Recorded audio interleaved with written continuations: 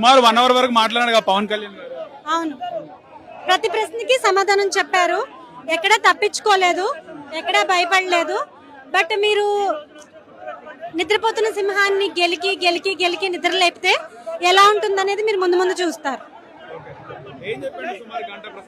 మీరు లేరా? మీరు లేరా ఇక్కడ? మీరు లేరా?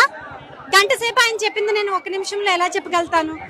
గంట సేపులో ఆయన చెప్పిన దానికి కంక్లూజన్ ఏంటంటే, మనం ప్రజాస్వామ్యంలో ఉన్నాం, తెలంగాణ టు ఆంధ్ర పాస్పోర్ట్ అక్కర్లే, జై పాకిస్తాన్ అని అన్న వాళ్ళని, మన ఇండియన్స్ చంపిన వాళ్ళని మాట్లాడడానికి న్యూస్ ఛానల్స్ కి ఎవరు రావట్లేదు.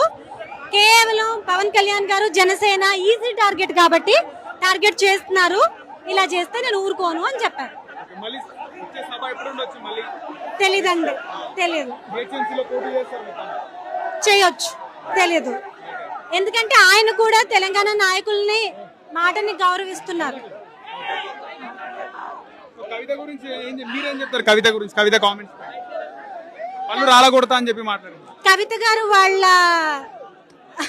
గౌరవనీయ కేసీఆర్ గారిని, మనకు కేటీఆర్ గారు చాలా డెవలప్ చేశారు, మీకు కూడా తెలుసు.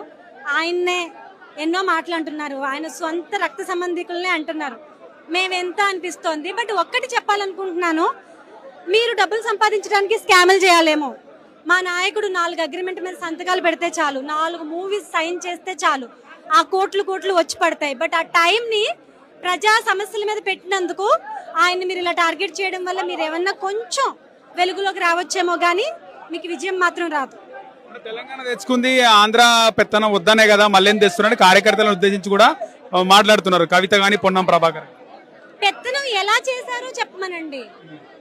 పెత్తనం పెత్తనం అని వర్డ్ వాడటం కాదు కదా. ఎక్కడ ఎలా పెత్తనం జరిగింది, ఎక్కడ ఎలా అన్యాయం జరిగింది, తెలంగాణ వాళ్ళ మీద ఆంధ్ర వాళ్ళ అన్యాయం ఎక్కడ జరిగిందో కళ్యాణ్ గారికి పట్టుకొస్తే ఆయనే చర్యలు తీసుకుంటారు. మీకు అర్థమవుతుందా? మీరు సమస్యల మీద దృష్టి పెట్టాలనుకుంటే మీరేం చేయాలి? అన్న నాకు ఈ అన్యాయం జరిగింది, సాల్వ్ చేయని అడగాలి. అంతేగాని ఛానల్కి వెళ్ళి కూర్చుని మీరు దుమ్మెత్తిపోయడం కాదు కదా.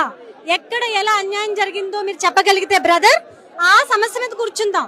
అంతేగాని మీరు పర్సనల్ అటాక్ చేసి మొత్తం. ఇప్పుడు ఆయన ఒకటే మాట చెప్పారు, తెలంగాణలో కొంతమంది నాయకులు తెలంగాణ ప్రజలు కాదు. You don't have all the rights to represent the entire Telangana public just because you have few channels around you. That's it.